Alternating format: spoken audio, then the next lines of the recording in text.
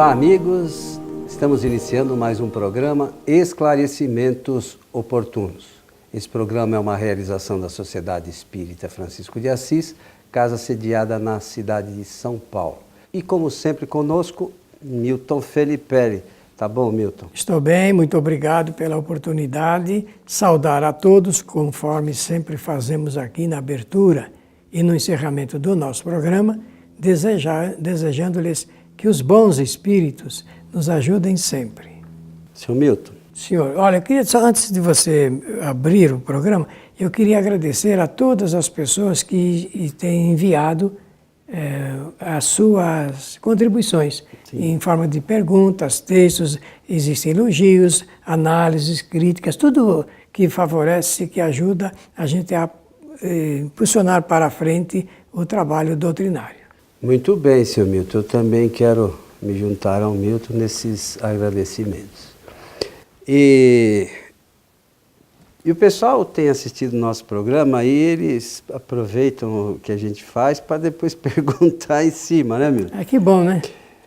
Aí diz assim: por que Allan Kardec recomendou um método de experimentação para saber se uma pessoa tem a mediunidade? Vocês disseram que todos somos médiuns. Interessante, essa é uma provocação, né? Então... Esse é o tipo de provocação, muito interessante. O pessoal assiste o programa e fica no nosso pé lá certo, depois, né? Eles falam que todos são, mas Allan Kardec recomenda o método experimental. Isso. Muito bem, muito bem. Conforme vocês sabem, a obra que trata da ciência espírita, do ponto de vista prático, é o Livro dos Médiuns. O Livro dos Médiuns. O Livro dos Médiuns é uma importante obra publicada em 1861 por Allan Kardec.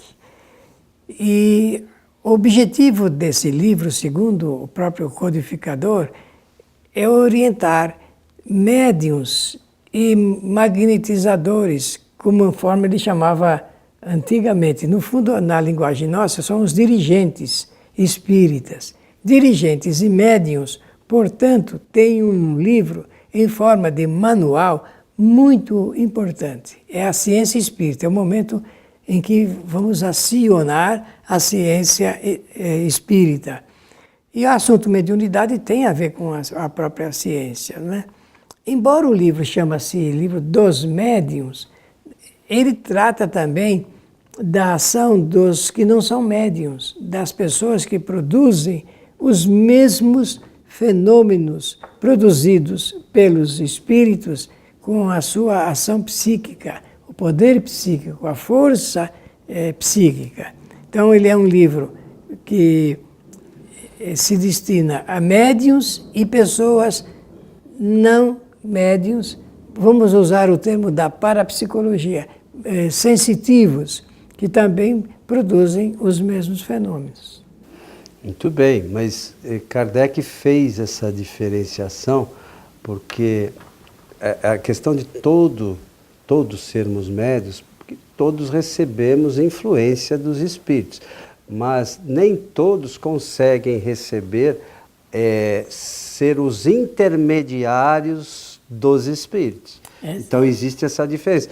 Até porque se você disser que nem todos, alguns não recebessem a ação de algum espírito, nós estaríamos meio que jogados numa situação complicada. Como é que os nossos espíritos protetores iam nos auxiliar? É verdade. Então eu não dei essa classificação.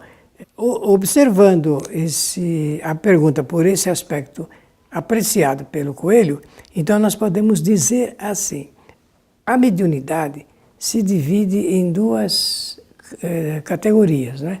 A mediunidade de efeitos físicos e a mediunidade de efeitos intelectuais ou inteligentes. Allan Kardec, no Livro dos Médiuns, também vai escrever dessa maneira. Ele vai escrever assim. E existe a faculdade que ela é inerente a todos os seres humanos. E isso tem uma explicação. Todos os homens, todos os seres humanos, espíritos encarnados, necessariamente precisam entrar em contato ou receber influências dos espíritos. É por causa dessa faculdade generalizada que todo ser entra em contato com o seu espírito protetor. Senão não teria como acionar isso. Tá certo? Então esse é o primeiro ponto dessa classificação de Allan Kardec. Então existe a mediunidade generalizada, que todos os seres humanos possuem. Mas existe a mediunidade, aquela que Herculano Pires chamou de dinâmica, mediunidade dinâmica, que no kardecismo, no estudo de Kardec, nós podemos dizer é uma mediunidade ostensiva, que nem todos os seres humanos possuem. Existem parte da população mundial que tem essa mediunidade ostensiva e o restante, o geral, mediunidade generalizada. A generalizada serve para o contato generalizado com os espíritos de uma forma geral mesmo, para que nós recebamos as suas influências. Mas a outra, a ostensiva, é para que o seu agente ele sirva de intermediário dos espíritos aos demais encarnados. Então, isso também serve para a gente entender que a gente acaba recebendo a ação dos espíritos pelos nossos pensamentos. Embora a gente não seja médio ostensivo, a gente mantém relação de pensamento com os espíritos. Então, muitos espíritos acabam se aproximando de cada um de nós, a gente precisa entender isso, pela natureza dos nossos pensamentos. Então, se os nossos pensamentos são bons, nós atraímos espíritos bons. Se os nossos pensamentos não são muito bons, os espíritos que nós atraímos são dessa mesma natureza. Então, embora nós não sejamos médios ostensivos, a qualidade dos nossos pensamentos é fundamental para a nossa saúde, porque a obsessão é uma enfermidade. É uma enfermidade de origem espiritual. Então a gente precisa, embora sabendo que nós não somos médios ostensivos, que somos médios generalizados, como o Milton explicou, essa generalidade faz com que a gente mantenha contato com espíritos que podem ser prejudiciais a nós, ou bons. Então isso depende de nós.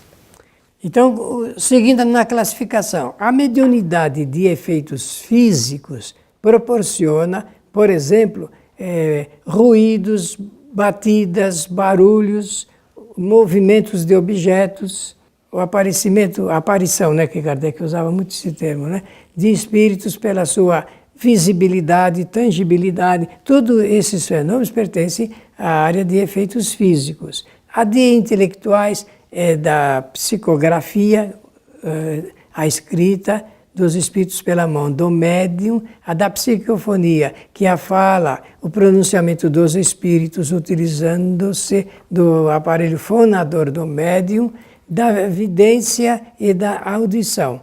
Esses são efeitos inteligentes ou efeitos intelectuais. Tivemos aí, então, a apresentação, fechando a classificação. Ora, a pergunta que se faz logo em seguida, e é por isso que nós valorizamos a pergunta recebida pela nossa produção por quem escreveu, é esta: como saber se uma pessoa é médium ostensivo ou um médium generalizado? Essa é uma dúvida pertinente à ciência espírita. Temos que fazer isso. Temos que sempre perguntar como é que nós vamos saber se essa pessoa é médium ostensivo ou não. Feita a pergunta, então a gente vai no livro dos médiuns e vê lá que Kardec faz uma explicação necessária de que para saber se uma pessoa é médium ostensivo ou não, é preciso que se faça com ela experimentação. Aí entra a metodologia do Espiritismo para saber se uma pessoa é médium ou não. E ele propõe, então, de 8 a 10 reuniões no máximo, 10 reuniões no máximo, fazendo essa experimentação. A metodologia é a coisa mais simples, mas Allan Kardec, ele fez uma adequação do método da ciência oficial, ciência comum, com a ciência espírita. Primeiro, partindo da observação. A observação é ponto importante na ciência, tanto quer seja espírita ou não.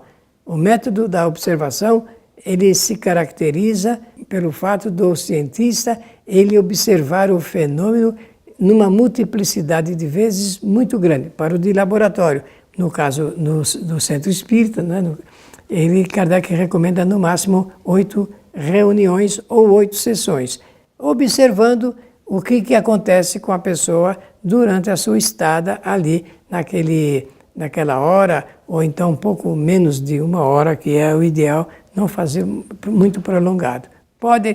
Todas as pessoas que possuem a mediunidade ostensiva, com elas vai ocorrer alguns indícios muito interessantes. O Milton, eu queria só lembrar de uma questão, você falou da mediunidade dos efeitos físicos, só retornar um pouquinho. E nós falamos, num de nossos programas anteriores, sobre o perispírito. Essa questão, para entender algumas coisas do perispírito, é importante essa coisa dos efeitos físicos, que na sua maioria são realizadas pela transformação do perispírito. Totalmente a ação do espírito sobre os fluidos, né? Para materialização e tal. Então, é uma coisa importante que a gente falou no programa, um dos anteriores, não me lembro exatamente qual. Foi o último mesmo. Foi o último, que nós falamos de perispírito. Então veja como é importante o perispírito para o espírito. O papel do perispírito, né? As primeiras manifestações que usava-se a tipologia, né? As pancadas, e não era a mão que batia, né? É ação de fluido. O espírito, então dá a chance. Aproveitar e explicar. Você dá a chance. O espírito que deseja provocar esse fenômeno, com o pensamento, ele aglutina uma certa quantidade de fluidos vitalizados. O que é fluidos vitalizados? Fluidos que contêm uma certa vitalidade, ele faz uma combinação e com essa vitalização dos fluidos ele pode irradiar seu pensamento, né? E provocar as batidas como barulhos, ruídos, suspensão de objetos, transporte de objetos, né? Se alguém chegou a ver na sua casa, por exemplo, pratos saindo do guarda-louça ali, indo para ou xícaras ou copos, o que vale, isso agora não está sendo comum, mas foi muito comum no passado. Então existem documentos, reportagens em jornais, em revistas que explicam como é que os espíritos agiam sobre a matéria para provocar esses fenômenos. Bom, voltando, depois das experimentações, né? Mas existem alguns indícios, eu parei nos indícios, necessariamente fiz isto, de propósito. Alguns indícios que a gente tem que, o observador, o experimentador, o cientista espírita, ele tem que cuidar, que são acontecimentos que, no geral, passam despercebidos, mas que eles são importantes para quem está anotando, fazendo o registro, e às vezes até documentário, agora com maior facilidade pela informática, pela tecnologia, filmando, gravando, porque os espíritos, eles agem sobre as pessoas, e essas pessoas apresentam alguns rudimentos, manifestações de seu corpo que levam à admissão de que ali existe um agente invisível querendo por ela se comunicar. Eu vou dar um exemplo. Quando eu falo isso porque nós fazemos constantemente experimentação, então nós podemos falar aqui. A pessoa está em volta da mesa e a gente coloca lá, cria dispositivos para facilitar, que é o caso de papel, lápis, a fim de que saber se o espírito ele deseja se pronunciar pela fala ou se ele deseja se pronunciar pela escrita. Então, a pessoa, quem está, o experimentado, eu vou usar essa expressão, você observa quando ele faz movimentos frêmitos para pegar, buscando pegar alguma coisa, um lápis, uma caneta, e ele então, se for o caso dele escrever, se essa é a sua vontade, ele começa a escrever. Alguns escrevem nitidamente desde o início, outros é uma dificuldade muito grande. É preciso que ele promova exercícios motores, como se fosse uma criança aprendendo a escrever. Então faz rabiscos, sinais sem nenhuma interpretação. Lá na frente, mais vezes, na terceira ou quarta reunião, ele começa a esboçar as primeiras palavras. Isso é quando é pela escrita. Quando é por desenho, a mesma coisa. Ele vai procurar objetos para poder desenhar alguma coisa no papel. Ou então, se for pela fala, ele vai exercitar então alguns ruídos com a garganta do médium, até chegar ao ponto dele se pronunciar verdadeiramente. Nessas reuniões, meus amigos experimentais, não se comunicam espíritos sofredores, porque não é o propósito da reunião. O centro, ele caracteriza a natureza da reunião, dá a essa natureza, essa sua forte característica, então só se comunicam os espíritos que querem exercitar-se através do médium. E a gente não pode imaginar que nessas experimentações não exista também um grupo de espíritos responsáveis por elas, até para auxiliar nesse desenvolvimento. Então, tem que se conversar também com os médiuns, porque nos primeiros momentos, o médium que está ali ainda sem experiência, ele sempre fica naquela questão, né? Esse pensamento é meu ou não é meu? Essa dúvida é boa. Né? Ele sempre fica nesse questionamento, tanto na questão da psicografia, quanto por mediunidade através da fala, né? Ele fica, num primeiro momento, nesses questionamentos, não, mas depois ele vem conversar. Poxa, mas eu não sabia se o pensamento é meu, se não é meu, eu não sabia, mas fala. A dúvida é muito boa, ela é muito boa. Lá na frente, passadas algumas reuniões, ele vai perceber que existe uma duplicidade de pensamentos. Uma que é o seu e a outra que se exterioriza, que ele nem estava pensando naquele assunto em que ele é exposto ali. Eu esqueci, foi uma pequena falha minha aqui no nosso programa, mas eu tenho que dizer algo antes de começar a experimentação, que é as pessoas experimentadas, antes de irem para a mesa ou à reunião de experimentação, têm que conhecer o Espiritismo, teoricamente. O centro, bem estruturado, bem organizado, bem administrado, ele realmente faz com que a pessoa, primeiramente, passe pela teoria, que é a recomendação de Kardec. A hora que vocês abrirem o livro dos médiuns, vão perceber que Allan Kardec, logo no início, ele vai dizer que a teoria deve preceder a prática. E não é só a leitura do livro dos médiuns, não. É importante que a gente tenha um conhecimento da doutrina espírita. Porque imagine que nós temos o trabalho de evocação, né, que a gente vai evocar espíritos. Como é que eu vou dialogar com o espírito se eu não conheço a doutrina? Não tem jeito. Uma vez me falaram que a dirigente do trabalho, uma pessoa que estava no trabalho, é só um caso, falou para o espírito assim: você não pode mais voltar lá. O espírito deu risada e falou: e meu livre-arbítrio?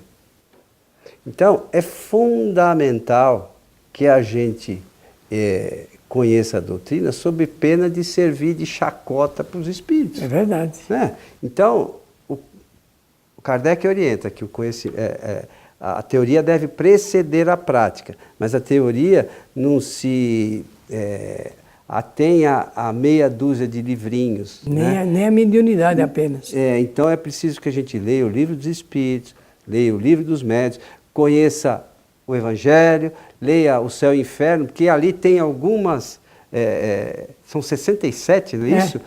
Relatos de espíritos, que são espíritos que de repente a gente pode conversar com um que tem alguma similaridade, correlação. Alguma correlação com aquele que vai se apresentar ali. E depois a Gênese, que a gente vai entender melhor essas questões relacionadas com fluidos, né? Então, a mediunidade é simples, mas não é tão simples assim. Requer estudo, conhecimento e prática mesmo, né? Não é também... Tem médium que acha que vai uma vez por mês do centro espírita que está tudo resolvido, né? Interessante isso que você tocou na mediunidade complexa, porque Leon Denis, ele, durante os seus escritos, tem um momento em que ele se vê obrigado a dizer que a mediunidade é multifacetada, quer dizer, muitas faces, e é verdade. Então a gente precisa conhecer todo esse conjunto para depois ir parcelando, pegando cada parte e depois o ponto menor. Aí nós podemos dizer que nós dominamos por inteiro essa matéria. Meu amigo Milton Felipe Pérez, estamos chegando ao final de mais um programa Esclarecimentos Oportunos. Olha, eu só queria que você relesse a pergunta para nós encerrarmos, por favor. Porque Allan Kardec recomendou o método de experimentação para saber se uma pessoa tem a mediunidade. Vocês disseram que todos somos médiuns. Então, agora, com a reunião de experimentação, não tem mais dúvida. Quem é médium e quem não é médium intermediário dos espíritos. Pela atenção de todos, o nosso maior desejo é o de que os bons espíritos nos ajudem sempre. E nós lembramos que a nossa casa, a Sociedade Espírita Francisco de Assis, tem palestras públicas todas as quartas-feiras a partir das 20 horas. Nossas palestras são transmitidas pela nossa página do Facebook, é facebook.com/transical, o transição sem o tio e a cedilha. A você que esteve conosco, o nosso abraço e até o nosso próximo encontro.